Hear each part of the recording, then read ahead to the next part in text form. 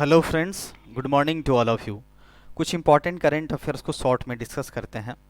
जैसा कि सबको पता ही है, महाराष्ट्र में पिछले कुछ दिनों से बहुत ही गजब तरीके से वहाँ पे राजनीतिक में उथल पुथल चल रहा था। और अल्टीमेटली वहाँ के जो सीएम हैं, सीएम थे अब बोला जाएगा, उद्धव ठाकरे जी, उन्होंने अपने सीएम के पद से रेजिग्नेशन दे दिया है, इस्तीफा दे दिया था। और उनके जगह पे एकनाथ शिंदे जी को यहाँ पे महाराष्ट्र का नया सीएम बनाया गया है। कल वो शपथ भी ग्रहण कर चुके हैं। और इसके साथ साथ वहाँ के जो डिप्टी सीएम किसको बनाया गया है, देवेंद्र फडणवीस को। जो कि ये देवेंद्र फडणवीस जी पहले महाराष्ट्र के मुख्यमंत्री भी रह चुके हैं। अब इनको डिप्टी सीएम बनाया गया है और एकनाथ शिंदे जी को महाराष्ट्र का नया सीएम बनाया गया है। नेक्स्ट हमारा स्पोर्ट्स से रिलेटेड काफ़ी इंपॉर्टेंट ये न्यूज है। नोवाक जोकोविच दुनिया के ऐसे पहले प्लेयर बन गए हैं जो चारों ग्रैंड स्लैम्स को मिला दें तो उन्होंने 80 मैच में उन्होंने जीत हासिल करी हुई है। चार ग्रैंड स्लैम्स होता है, ऑस्ट्रेलियन ओपन्स हो गया, आपका फ्रेंच ओपन हो गया, विम्बलडन हो गया, और एक यूएस ओपन होता है। ये चार मतलब ग्रैंड स्लैम्स होते हैं। इस चारों में मिलाकर के 80 मैचेज में इन्होंने जीत हासिल करने वाले दुनिया के फर्स्ट प्लेयर बन गए हैं। नेक्स्ट की बात करें तो प्रोटियन और पेनियर बाई, इन्होंने दोनों ने आपस में कोलाबोरेट किया है, टाई अप किया हुआ है। किस चीज़ को लेकर के? ई पैन सर्विस को लेकर के।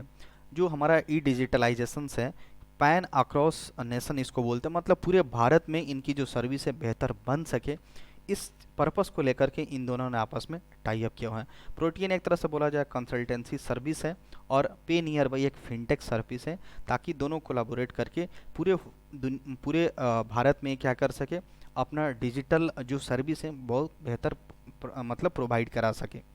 नेक्स्ट है हमारा, हाल ही में ओशन कॉन्फ्रेंस हुआ था जिसमें हमारे भारत से जो earth and science minister doctor Jitendra Singh ji वहाँ पे पार्टिसिपेट लिए किए हुए थे। तो वहीं पे एक इंटरनेशनल प्लेटफॉर्म पे इंटरनेशनल कम्युनिटी से भारत एक तरह से प्रोमिस किया कि उसके पास जो भी लैंड और वाटर है उसको वो 30% बड़े अच्छे तरीके से प्रोटेक्ट करने जा रहा है। क्लाइमेट इशू को लेकर के यहाँ पे सारे डिसीजंस लिए गए हैं। तो 30% लैंड और वाटर का इंडिया क्या पूरी तरह से प्रोटेक्ट करेगा, ये एक इंटरनेशनल प्लेटफॉर्म पे ये प्रॉमिस किया गया है। नेक्स्ट की बात करें तो इंडिया ने एक सक्सेसफुली सफलतापूर्वक एक परीक्षण किया है, high speed expendable aerial target, जिसका नाम क्या है, अभ्यास रखा गया है। चांदीपुर जो डिस्ट्रिक्ट है उड़ीसा में, वहाँ से इसको किया गया है। तो ये नेम इंपॉर्टेंट याद रखना है। नेक्स्ट हमारा एक बहुत ही इंपॉर्टेंट अपॉइंटमेंट हुआ है, पीईएसबी जो है, इन्होंने सेलेक्ट किया है संदीप कुमार गुप्ता जी को। संदीप कुमार गुप्ता जी को गेल का नया चेयरमैन इनको नियुक्त किया गया है। ये इसके पहले आईओसी के डायरेक्टर रह चुके हैं। इनको इस फील्ड में इंडियन ऑयल कॉरपोरेशन में इनको लगभग 30 साल का एक्सपीरियंस है। तो काफ़ी बहुत हाई प्रोफाइल के ये हैं जिनको गेल का नया चेयरमैन बना दिया गया है। नेम यहाँ इंपॉर्टेंट होगा, संदीप कुमार गुप्ता जी। इसरो ने हाल ही में एक रॉकेट लॉन्च किया है जिसका नाम क्या है, PSLV-C53। PSLV-C53, जहाँ जिसमें क्या है, तीन सैटेलाइट्स जो कि सिंगापुर का सैटेलाइट्स हैं उसको यहाँ पे इस रॉकेट के जरिए PSLV-C53 के जरिए इसको लॉन्च करा गया है। नेक्स्ट है हमारा एयरटेल जो पेमेंट बैंक्स हैं, इसने एक्सिस बैंक के साथ पार्टनरशिप किया है to digitize the cash collection. Cash collections को लेकर के और भी ज़्यादा डिजिटल तरीके से इसको अप्रोच किया जा सके, इसी पर्पस को लेकर के एयरटेल पेमेंट बैंक और एक्सिस बैंक ने आपस में टाई अप किया हुआ है।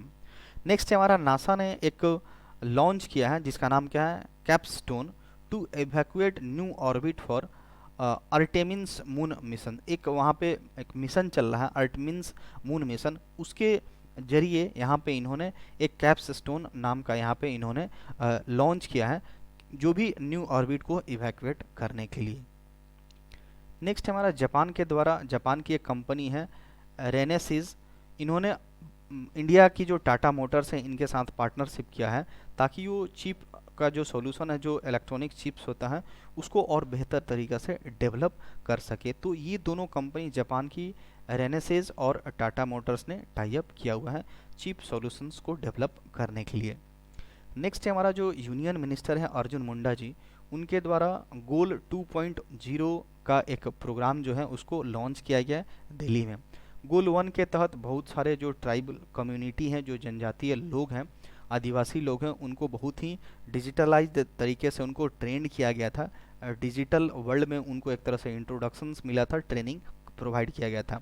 इसका बेसिक लक्ष्य यही है कि जो ट्राइबल एरिया है, आदिवासी जनजाति लोग हैं, उनको भी डिजिटलाइज किया जाए, उनको भी एक तरह से मेंटरशिप प्रोवाइड करा जाए। नेक्स्ट हमारा उड़ीसा की जो सरकार है, 2022 का जो नेशनल एमएसएमई अवार्ड है, 2022 का नेशनल एमएसएमई अवार्ड, पहला प्राइज किसको गया है? उड़ीसा की सरकार को यहाँ पे गया है। तो एमएसएमई फील्ड में इन्होंने काफ़ी बेहतरीन प्रदर्शन किया है, इसके लिए यहाँ पे इनको मिला हुआ है। सेबी जो है हमारा, जो उसने क्या किया है, मॉनेटरी एक तरह से पेनल्टी लगा है, कितने करोड़, 7 करोड़ रुपए का इन्होंने जुर्माना लगाया है। किस पे? एनएसई, नेशनल स्टॉक एक्सचेंज पे इन्होंने लगाया है। डार्क फाइबर को लेकर के यहाँ पे कुछ उसी हुआ था, ड्यू टू दिस रीजन यहाँ पे नेशनल स्टॉक एक्सचेंज पे 7 करोड़ की पेनल्टी लगाया गया है सेबी के द्वारा। नेक्स्ट है हमारा जो सेंट्रलाइज पे सिस्टम है, जिसका नाम क्या है? पद्मा। ये काफ़ी इंपॉर्टेंट होगा कोस्ट गार्ड के लिए, जो इंडियन कोस्ट गार्ड है उस उन लोगों के लिए लॉन्च किया गया। पद्मा क्या होता है? एक तरह से बोला जाए तो एक ऑटोमेटेड पेमेंट का सिस्टम है। मतलब उन लोगों की ऑटोमेटिक, जो भी लगभग 15,000 के करीब हमारे जो इंडियन कोस्ट गार्ड एम्प्लॉई हैं, जो हमारे सोल्जर हैं, उनको ऑटोमेटिकली उनके अकाउंट में पैसा ट्रांसफ़र होगा। और भी जो वेजेस, मतलब जो भी एक तरह से पर्क्स मिलते हैं और जो भी फैसिलिटीज़ मिलती हैं, उनको ऑटोमेटेड पेमेंट हो जाएगा। तो इसका नाम यहाँ पे पद्मा रखा गया है। एक्चुअली शॉर्ट फॉर्म है। नेक्स्ट हमारा इंटरनेशनल एस्टेरॉयड डे कब मनाया जाता है? 30 जून को हम इंटरनेशनल एस्टेरॉयड डे मनाते हैं। एस्टेरॉयड जो उल्का पिंड बोल सकते हैं, जो टकराता है मून से या फिर दूसरे प्लेनेट से भी कभी कभी टकरा जाते हैं, तो उसको एस्टेरॉयड, जिसको उल्का पिंड बोला जाता है, तो हर साल 30 जून को मनाया जाता है। That's all for today.